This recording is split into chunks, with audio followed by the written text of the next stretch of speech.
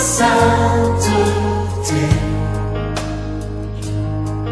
L'univers crie sa majesté.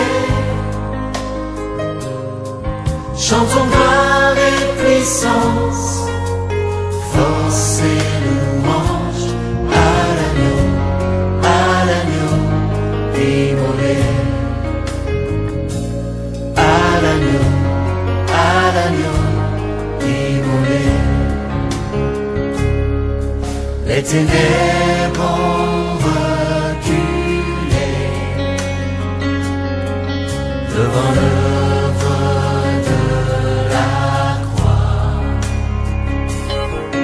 devant l'agneau immolé et le sang versé pour moi. Tous les anges de sa sainteté,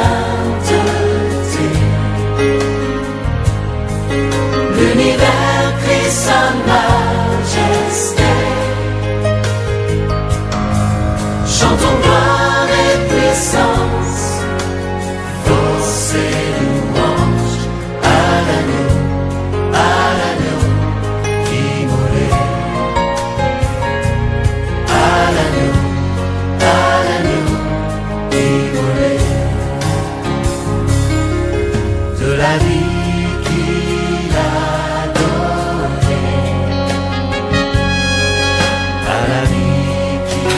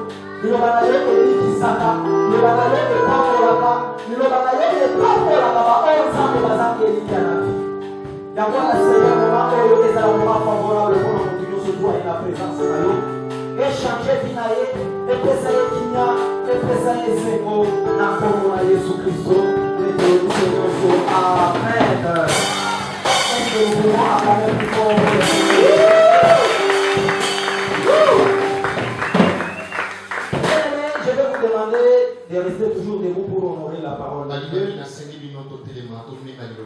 On va nous lire dans le livre de 1 Chronique chapitre 4 le verset 10. 1 Chronique chapitre 4 verset 10. Nous lisons au nom de Jésus. Amen. Nous lisons au nom de Jésus. En disant, si tu me bénis et que tu étends mes limites, si ta main est avec moi, et si tu me préserves du malheur, en sorte que je ne sois pas dans la souffrance. Et Dieu accorda ce qu'il avait demandé. Amen. Amen. Bien-aimés dans le Seigneur, aujourd'hui ça fait le 3e dimanche où nous parlons de la prière de Jéhabeth. Et aujourd'hui nous allons mettre un accent particulier sur une des demandes qu'avait fait Jéhabeth dans sa prière. C'est-à-dire je peux combiner la 3e demande et la 4e au même moment. Mais beaucoup plus nous allons insister sur la 3e demande qui est si ta main est avec moi.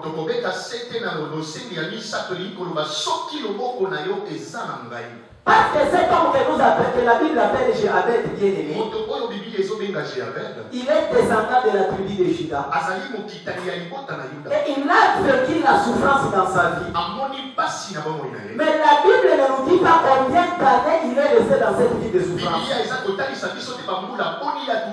Mais tout ce que la Bible nous dit bien-aimé, c'est que Jéhabeth était conduit dans la souffrance. Parce que sa mère lui a donné ce nom de Jéhabeth à cause de la douleur d'enfantement qu'elle avait senti le jour qu'il mettait au monde de Jéhabeth. C'est la raison pour laquelle toute la vie de Jéhabeth était plongée dans la souffrance. Parce que le nom que nous appelons Jéhabeth, il signifie la souffrance. Et c'est sa maman qui lui avait donné ce nom-là. Donc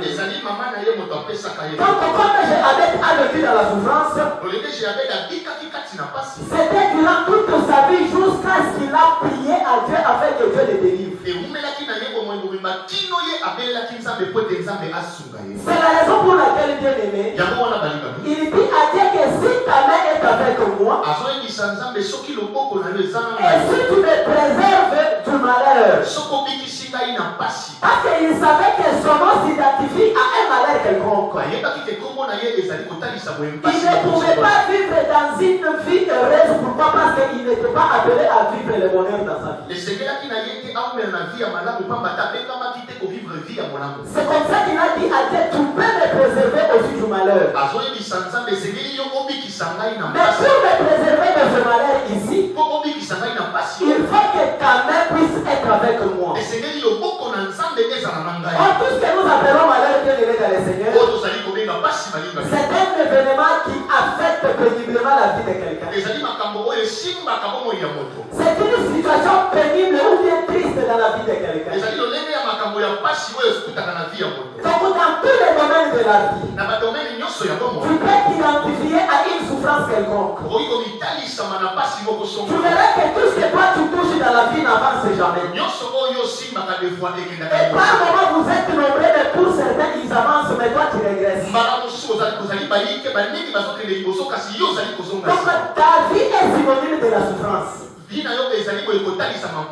nous appelons le bonheur ne t'appartient pas. Et je ne sais pas combien de personnes vivent dans cette situation qu'avait vécu Jéhabeth.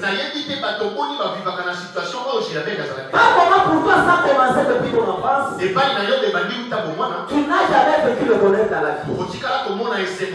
Ce sont des pleurs chaque jour de la vie. Et au moment que je suis en train de te présenter cette parole bien-aimée, cette nuit tu n'as pas fermé les yeux. Tu es en train de réfléchir comment ta vie n'avance pas. Tu commences à manquer même une simple chose à manger. Quand les autres peuvent être heureux même en cherchant ce qu'ils peuvent manger, mais toi tu manques même celui qui peut te présenter ce qui va fortifier ton corps. C'est la raison pour laquelle bien aimé, je te dis que ta vie est bloquée. Et personne solution à ce problème. Mais aujourd'hui, tu peux tout changer dans ta vie. Si tu invoques l'Éternel, Dieu des armées. Comme Jéhabed l'avait fait dans sa vie, la Bible dit que Jéhabed invoqua l'Éternel, le Dieu, en lui présentant tout ce qu'il avait besoin dans sa vie. Premièrement, il commence à dire à Dieu, si tu me bénis. Deuxièmement, il lui dit que si tu étends mes limites. Troisièmement, il lui dit que si ta main est avec moi. Et quatrièmement, il lui dit que si tu me réserves du malheur. Si vous lisez la Bible, vous allez trouver point de suspension. Ça signifie que Jéhabed était en train de parler avec beaucoup de choses. Mais ce qui me réjouit, c'est quoi? C'est la fin de ce verset. Parce que la Bible dit que l'Éternel exauça la prière de Jéhabed. C'est la raison pour laquelle je lève ma main en haut sur la terre pour demander à Dieu d'exaucer la prière que tu feras aujourd'hui. Est-ce que je suis en train de parler à quelqu'un qui est sur la terre?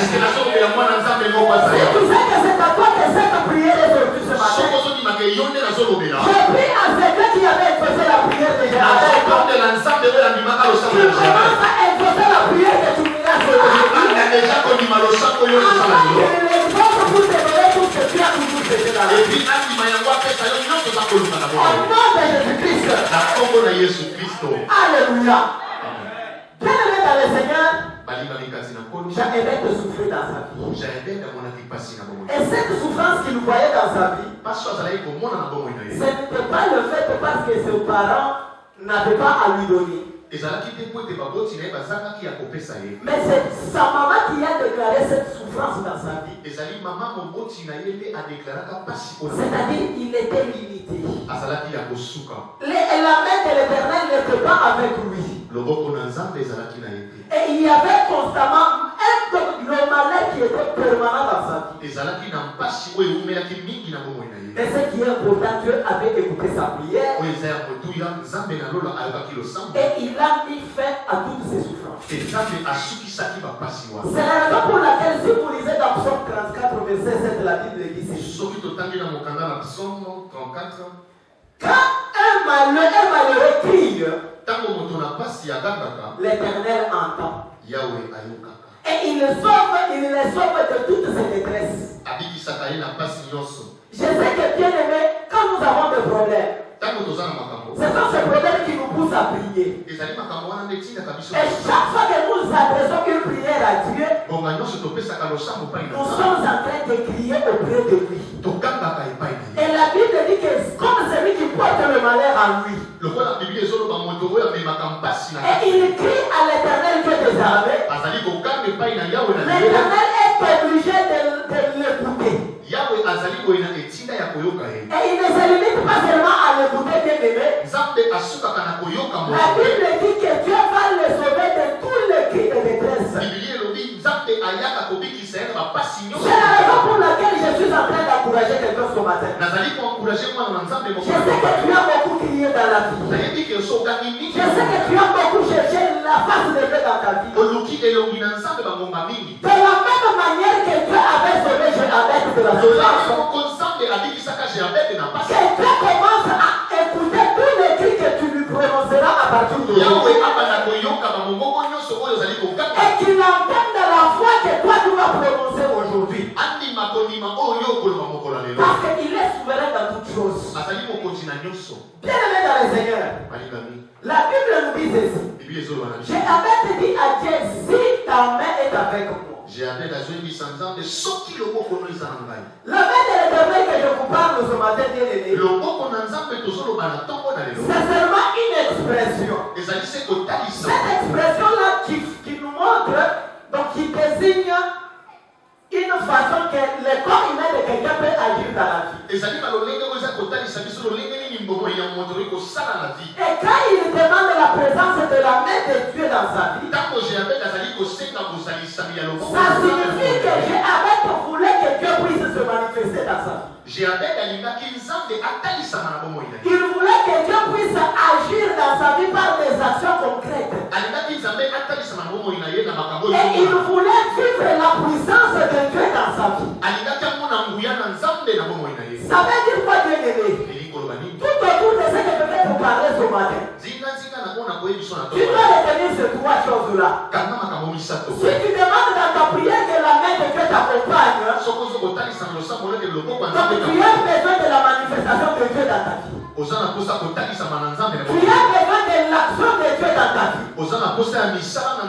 Et tu as besoin de la puissance de Dieu dans ta vie. Parce que ce que nous appelons le malheur, bien-aimé, qui est la caractéristique principale du nom de Jéhovah, c'est la manifestation des œuvres du diable dans la vie de quelqu'un. C'est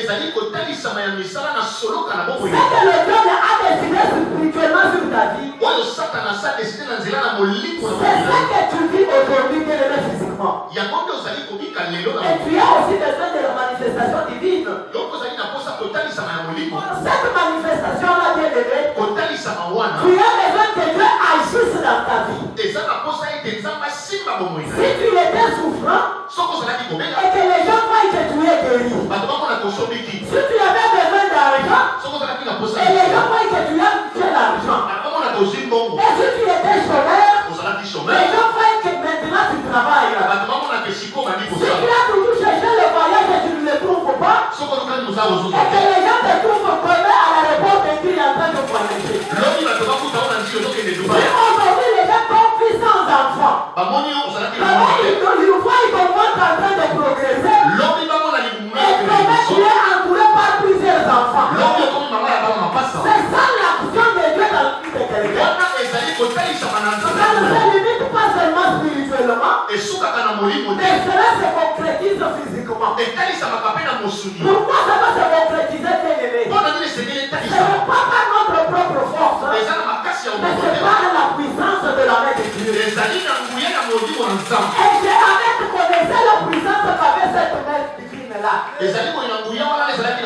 Parce qu'il dit que quand je suis seul, rien ne marche dans ma vie. Mais si ta main m'accompagne, effectivement rien ne me résistera dans la vie. C'est la raison pour laquelle je prie à Dieu ce matin. Que sa main puissante puisse commencer déjà à t'accompagner.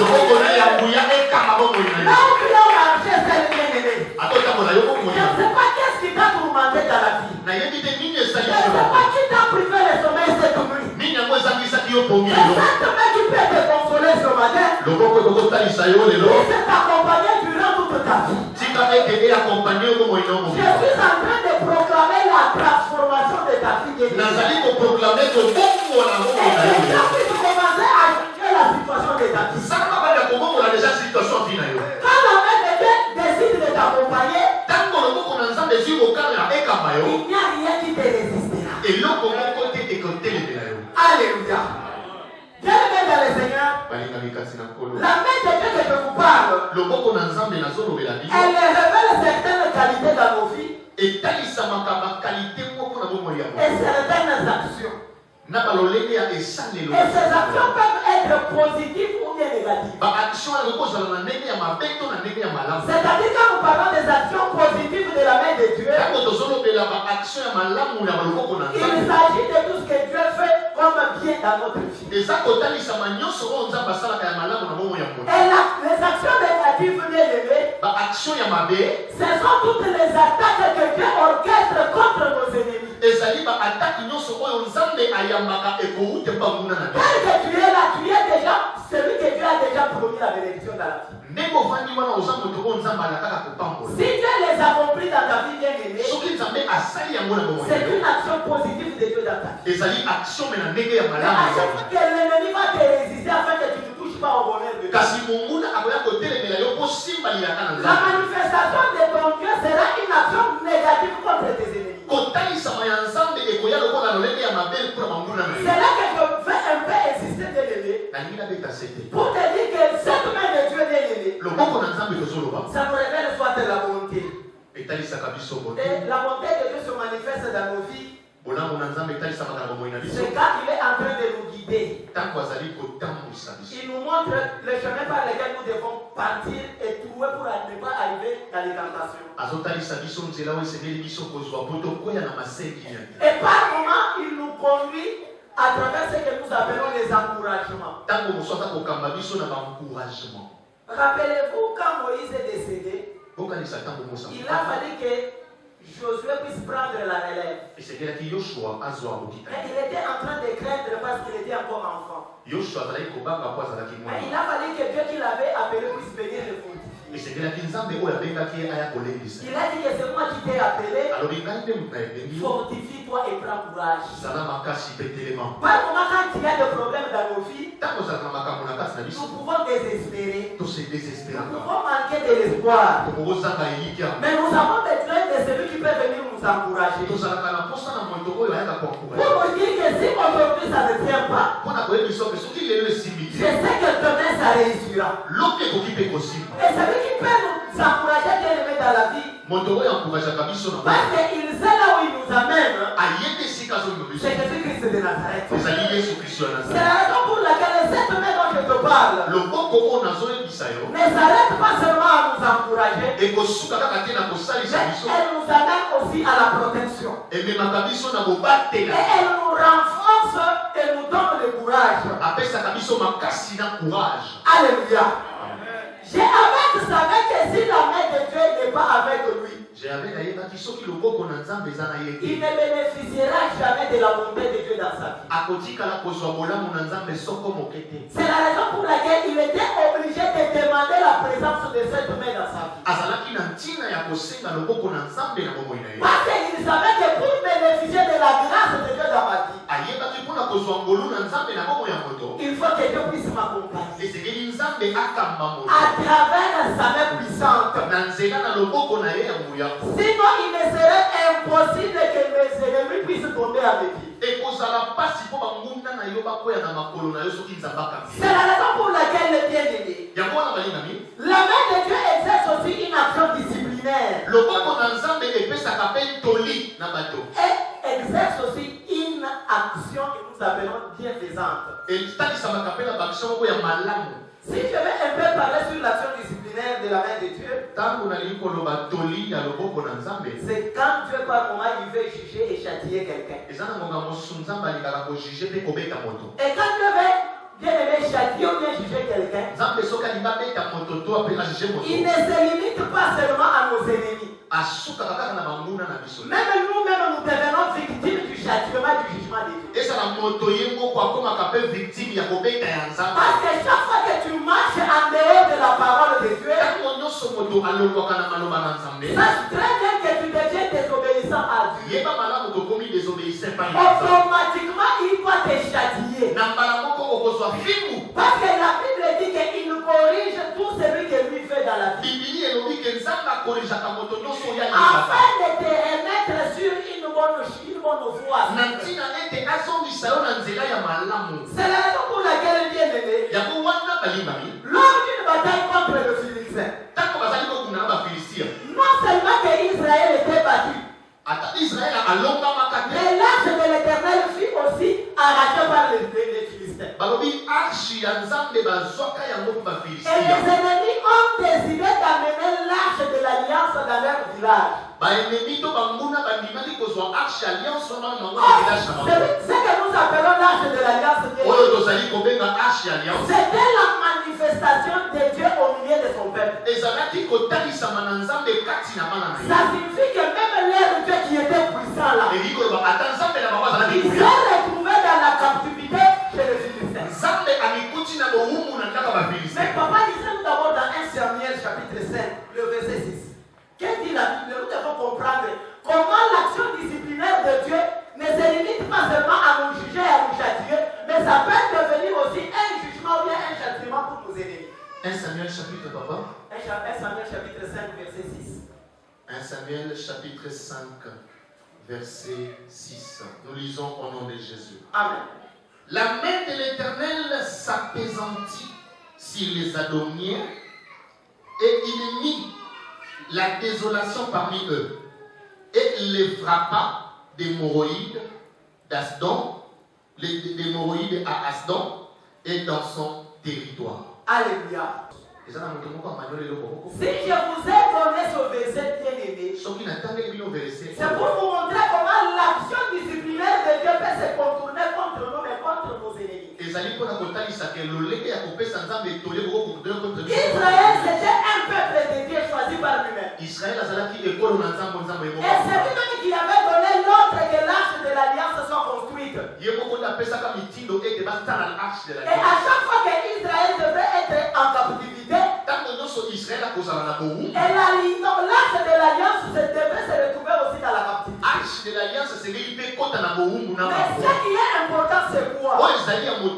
Mais Dieu se souvenait toujours de l'alliance qu'il avait faite avec son peuple. C'est la raison pour laquelle la Bible dit ceci. La main de l'Éternel s'appesantit sur les Astoniens. Donc ce peuple que la Bible appelle Astonien, c'était les ennemis des enfants d'Israël. Mais quand ils ont capturé Israël, la Bible dit que Samuel et tous les enfants d'Israël demandèrent la présence de Dieu dans leur vie. Et la main de l'Éternel s'est appesantie sur leurs ennemis. Et Dieu a mis de la désolation parmi eux. C'est-à-dire Dieu n'a pas laissé la vie à l'aise à tous les ennemis des enfants d'Israël. Il ne se limite pas à la bien-aimée. La Bible dit que Dieu les frappa de la maladie que nous appelons hémorroïde. On dit que dans tous les territoires, ils ont souffert de cette maladie-là. Et quand je suis en train de lire la Bible la nuit, je me suis demandé pourquoi Dieu ne les a pas frappés même de la tuberculose. Mais il a choisi seulement l'hémorroïde pour le faire souffrir. C'est la raison pour laquelle Dieu je suis en train de t'annoncer une bonne nouvelle aujourd'hui. Tu es un peuple mis à part par Dieu lui-même. Et tu ne te retrouves pas ici par ton propre pouvoir. C'est parce que c'est Dieu qui fait à ce qu'il puisse te sauver de toutes les guerres que tu as. Et il dit qu'il va faire descendre sa main puissante. Et il va faire entrer la désolation au camp de tous tes ennemis. Et il va déclarer une maladie qui va les tourmenter pour toute leur vie. C'est la raison pour laquelle je suis demandé à Dieu ce matin. Afin qu'il commence déjà à semer de la désolation dans le camp de tes ennemis. Et que tes ennemis ne puissent pas vivre heureusement sur cette terre. Et que le frappe de maladies compliquées qui savent dans leur vie. Et les maladies qui vont les tourmenter pour qu'ils n'essayent pas la paix dans la vie. Alléluia. C'est pour que toi tu sois heureux tranquillement sur cette terre.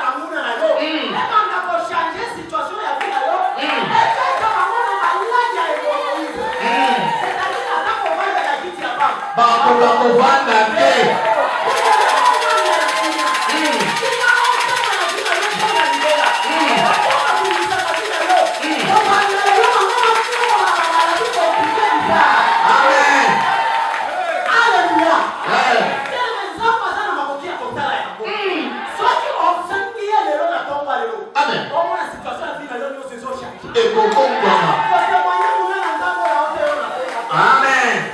Alléluia. C'était Dieu capable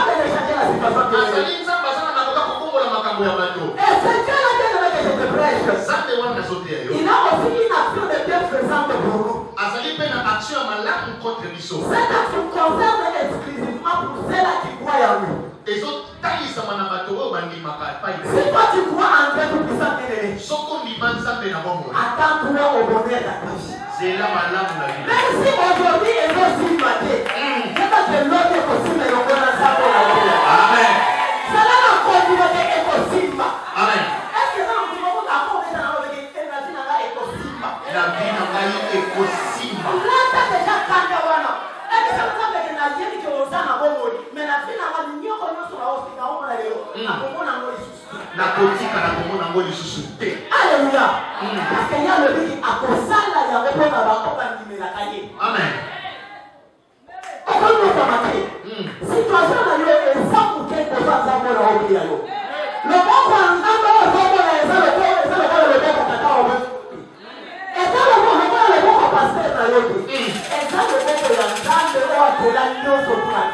Amen. Soit tu as décidé de battre, on part pour la l'eau. Attention, il se sémoignant sur mon qui est beaucoup là. Amen. Alléluia. Amen. Tu as les sous-soutés. Quand tu as un problème, on a et un problème, il y a un qui est besoin de savoir là. Amen. Problème, n'a pas de mal à s'en dérouler. Et comment on n'a pas de ça pour la vie. Amen. Alléluia. Amen. Dans son grand amour bien-aimé, il fait bénéficier même aux non-croyants. Donc celui qui ne croit pas en Dieu, même la pluie qui est tombée hier là, c'est tombé même dans sa parcelle, même dans tous ces gens qu'il a. Tu vois que c'est sans exception que Dieu fait du bien à tout le monde. Mais à combien plus forte raison pour nous qui croyons en lui. Donc Dieu peut nous sauver parfaitement bien à nous. Papa disait dans Nombre chapitre 11 verset 21 à 23, la Bible dit quoi? Nous sommes en train de voir les actions bienfaisantes de la main de Dieu dans la vie de quelqu'un. Livre des Nombres, chapitre 11, verset 21 à 23. Chapitre 11, verset 21 à 23. Nous lisons au nom de Jésus. Amen. Moïse dit, 600 000 hommes de pied forment le peuple au milieu duquel je suis. Et tu dis, je lui donnerai de la viande, et ils en mangeront un mois entier. Égorgera-t-on pour que eux de brebis et des bœufs, en sorte qu'il ait assez. Ou rassemble-t-on pour eux tous les poissons de la mer, en sorte qu'il ait assez. 23 pour terminer. L'Éternel répondit à Moïse, la main de l'Éternel sera-t-elle trop courte? Tu verras maintenant si ce que je t'ai dit arrivera ou non. Acclamons plus fort pour la parole de Dieu.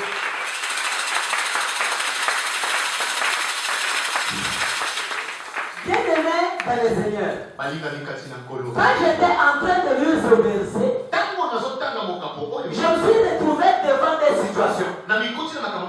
Pourquoi Dieu a promis aux enfants d'Israël de leur donner à manger dans le désert? Il dit à Moïse de ne pas dire aux enfants d'Israël, je leur donnerai à manger. Mais Moïse a commencé à comprendre que nous sommes dans le désert. Qu'est-ce que je peux donner à ce peuple pour se mourir? Est-ce que j'ai des brebis suffisantes pour donner à manger de la viande à tout ce peuple? C'est-à-dire il s'est limité dans sa vie. Il dit que si ça ne dépend que de moi, ce peuple mourra de faim. Mais ce qui me réjouit, c'est quoi? C'est la réponse que Dieu lui donne lui-même. Il donne la réponse, mais en posant la question à Moïse. La parole de Dieu dit ceci, c'est Dieu qui demande à Moïse. Est-ce que ma main est trop courte pour ne pas sauver? C'est moi qui t'ai dit que je vais mourir. Va dire aux enfants d'Israël. Aujourd'hui, ils font ce que moi je leur ai promis dans la vie. Je sais que ta vie peut-être celle que tu as fait Moïse. Tu peux avoir des inquiétudes. Tu peux avoir des doutes dans ta vie. Mais moi je te dis que cette main que je te parle ce matin, elle n'a jamais été courte, bien-aimée. C'est une main qui est très longue pour la vie de tous ceux qui croient. Et Dieu attend ce que Dieu t'a promis dans la vie. Même si ça se retrouve à 10 000 km de toi, la main de Dieu n'a jamais été courte, bien-aimée. C'est une main qui ne fournira aucun effort pour prendre ce qui t'appartient dans le main de tes ennemis. Et si vous lisez dans Ésaïe chapitre 59, au premier verset, vous allez écouter maintenant ce que Dieu dit pour concrétiser ce qu'il avait dit à Moïse. Papa, est-ce que vous pouvez nous lire Ésaïe 59, 1. La Bible dit quoi? Ésaïe chapitre 59, verset Yaliboso Kaka. Nous lisons au nom de Jésus. Amen. Non, la main de l'Éternel n'est pas trop courte pour sauver. Amen. Ni son oreille trop dure pour entendre. Amen. Alléluia. C'est la parole de Dieu qui le confirme. Il dit que la main de l'Éternel n'est pas trop courte pour sauver quelqu'un. C'est la raison pour laquelle David dit dans Psaume 23, quand bien même je vais marcher dans la vallée de l'ombre de la mort, je ne craindrai aucun mal dans ma vie, parce que je sais que tu es avec moi. Donc Dieu devrait soutenir David par sa main puissante. C'est pour les sauver contre la mort qui était sa vie. Donc la main de Dieu que je te parle, c'est l'assimiler à toutes les actions de bienfaisance dans ta vie. La main est là pour te sauver. Et la Bible a ajouté quelque chose à la fin là. Ce n'est pas seulement pour te sauver, mais pour faire quoi encore, papa? Ni son oreille trop dure pour entendre. Alléluia. C'est-à-dire quand il vient pour te sauver, la bien-aimée, son oreille est attentive à tous les cris que tu vas pousser. C'est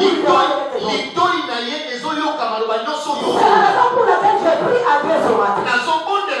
Et sa main puissante commence déjà à agir dans ta vie. Et que son oreille soit attentive à la prière que tu vas faire ce matin. Afin qu'il te donne tout ce que ton cœur va lui demander aujourd'hui. Alléluia. Et la main ne nous sommes pas seulement bien aimés, elle vient aussi nous protéger du danger. C'est Dieu que je vous prêche. Il nous a toujours préservés de tous les dangers. Si vous lisez nous sommes dans Esdras, le livre d'Esdras chapitre 8. Au verset 31, la Bible dit ceci. Esdras chapitre 8, verset 31. C'est apôtre Paul qui parle. Non, c'est Néhémie, excusez-moi. C'est Néhémie qui parlait. Il dit que quand nous étions en train de traverser le fleuve,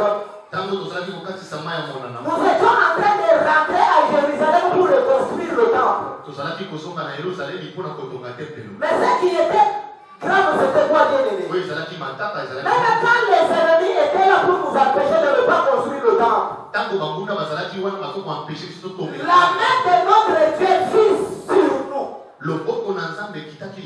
Et nous préserva des attaques de l'ennemi et de toute embûche pendant la route.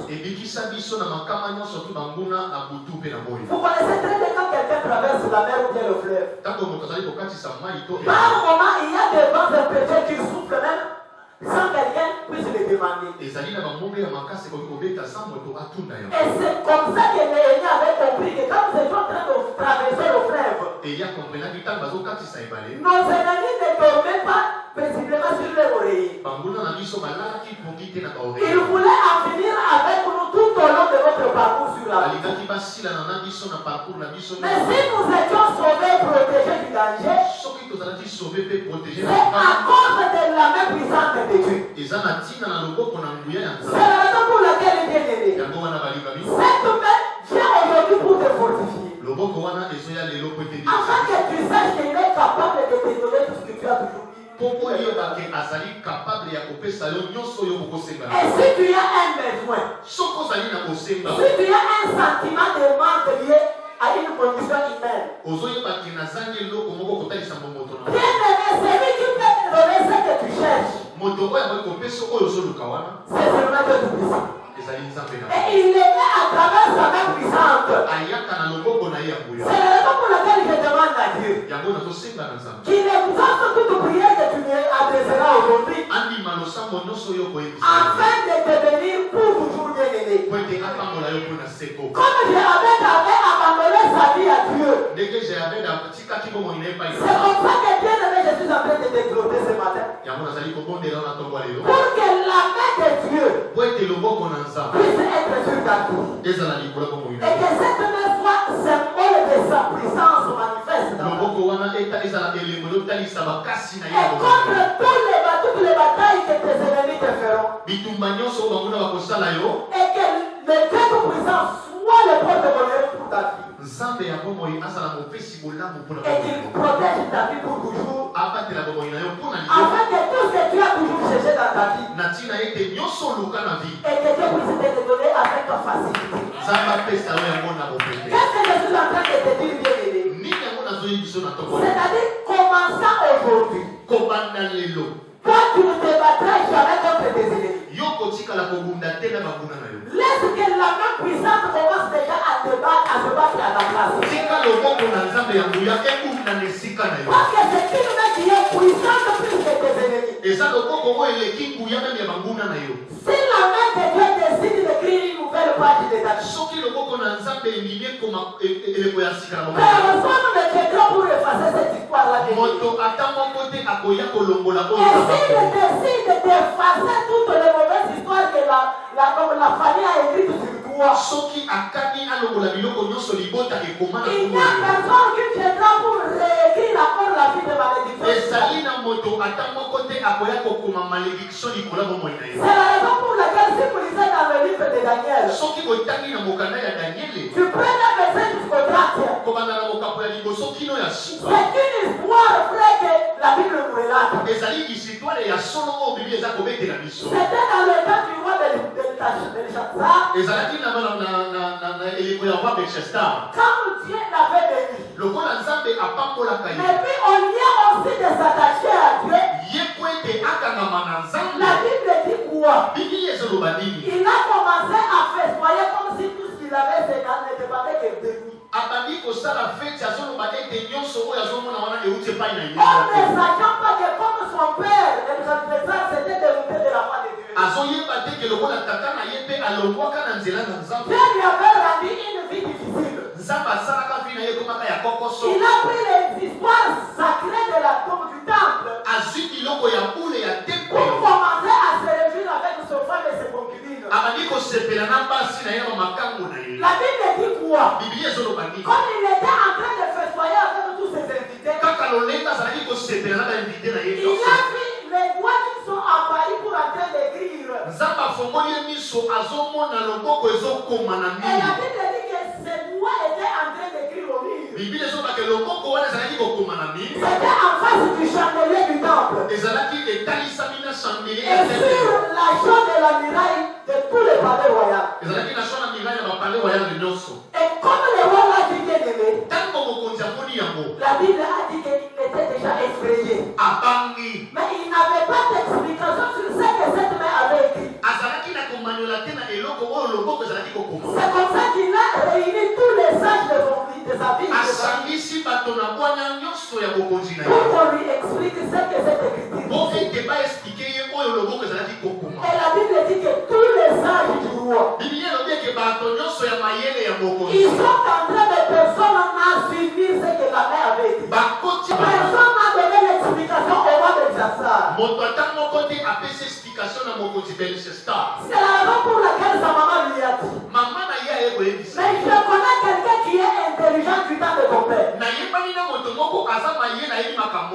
s'appelle Daniel. Il a une intelligence supérieure. Si nous le faisons venir, il nous dira ce que cette main a écrit. Et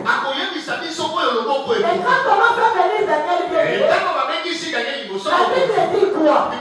C'est Daniel qui a commencé à donner l'explication au roi. Il dit au roi que comme tu n'as pas glorifié l'Éternel de tes armées,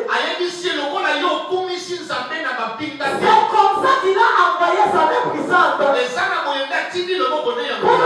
ce que les hommes ne peuvent pas lire. Et écoutez ce que la main a écrit. La main a écrit compter,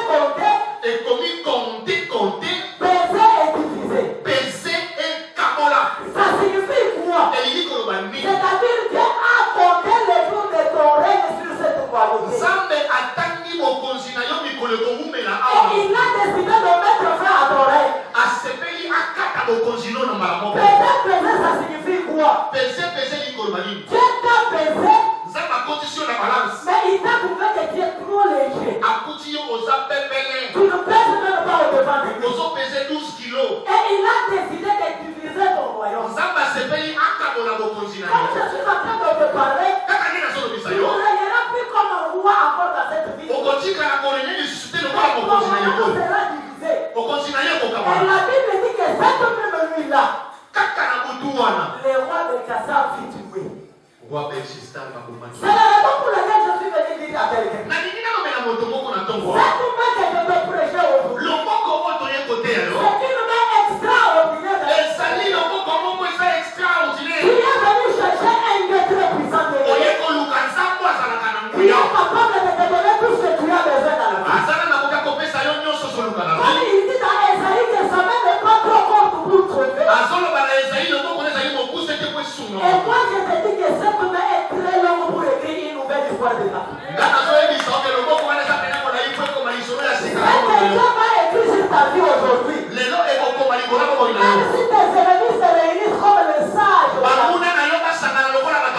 ne sauront jamais lire ce que Dieu t'a produit aujourd'hui. Je suis en train de dire quelque chose à quelqu'un.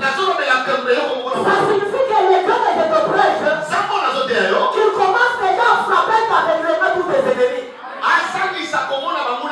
S'il y a des gens qui savent lire ce qui va arriver demain dans ta vie, commencez aujourd'hui comme je te prêche là. Et qu'il soit aveugle pour toujours au nom de Jésus. Même ce que Dieu va faire ici tout seul dans ta vie, que personne ne le voie. Seulement toi tu verras ce que Dieu va accomplir dans ta vie. Que Dieu te donne un esprit supérieur pour saisir ce que lui-même t'a donné par sa main propre. Et il décide aujourd'hui. Et il m'a envoyé de t'annoncer une bonne nouvelle. Il a pris la décision de condamner tous tes ennemis. Comme je suis en train de te parler là, en tout cas, ma sali est réelle grave. Parce que lokolo basipio oza mwana nzambe sina yo ezali papa kama sina na mama kaka lelo akala bakabakina yo bakweshape yo lisito soki bakweshape yo bakweshape yo nzambe te elo moko nzambe na yo te koma lelo emaka kolanga banguna na yo bisika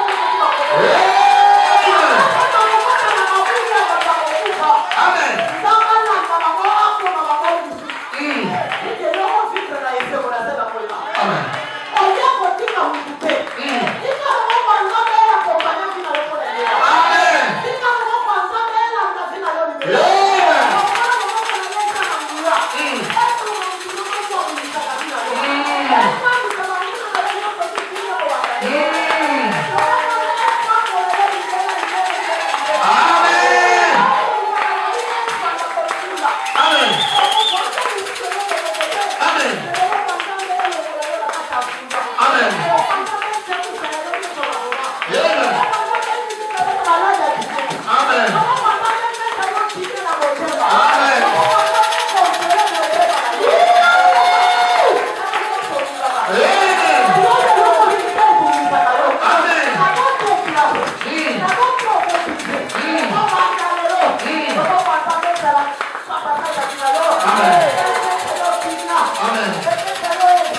Amen.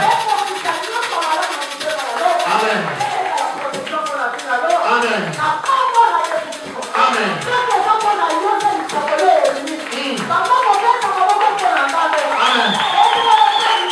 Amen.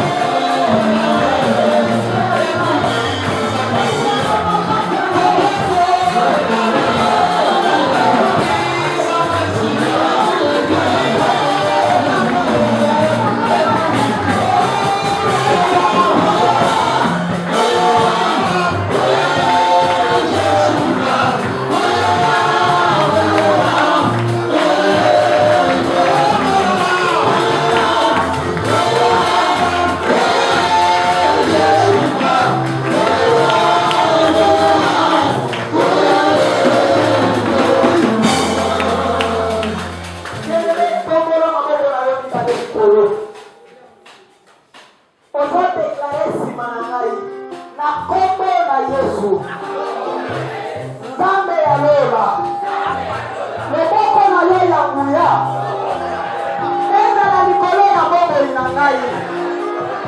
Kobanda lelo kino mikolo na ngai nyonso na se na boyi awa. Undanga bituma nyonso tu ya molili. Pesa mwa elonga. Undisa banguna na ngai nyonso. Ninduki na bangoe balukela. Loboko na yo ebatela ngai. Loboko na yo epangela ngai. Loboko na yo esala nga bolamu. Mabe nyonso batangi kosala na bina nga. Loboko na yo elongela yango. Ekongisa yango na kala banguna na nga. Biloko nango emonana na misu na bango. Témoignage ya sika ebotama na bina nga. Loboko na yo epambola nga lisusu. Nakobika bolamu ya bina yo na bobo na nga. Maloba ya batoki ekosimba te. Naboyi yango kobanda lelo. Mpe ekolata nzoto te na bobo na nga. Kaka esekende ekokombanela. Ina na yo ekozala na nga. Mpe botembo na yo te ekozala na nga. Nasambeli bongo na kondima. Ekokisama na bobo na nga. Mpe elata nzoto na bina nga. Na kombo na Yesu Kristo. Amen. Tobene Yesu Kristo na bobo na nga. Nzambe apambola bino lisusu. Amen. Alléluia.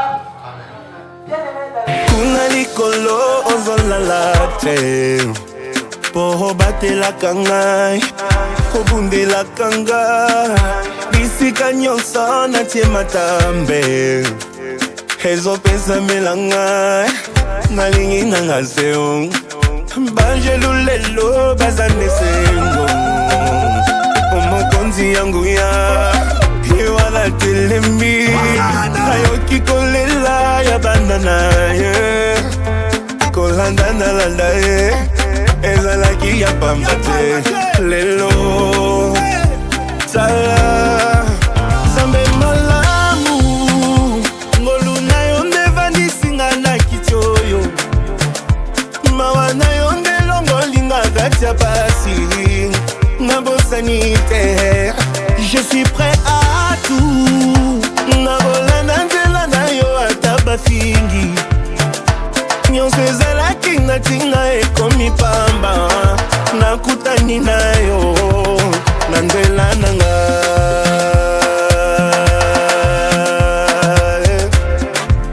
Merci Jésus.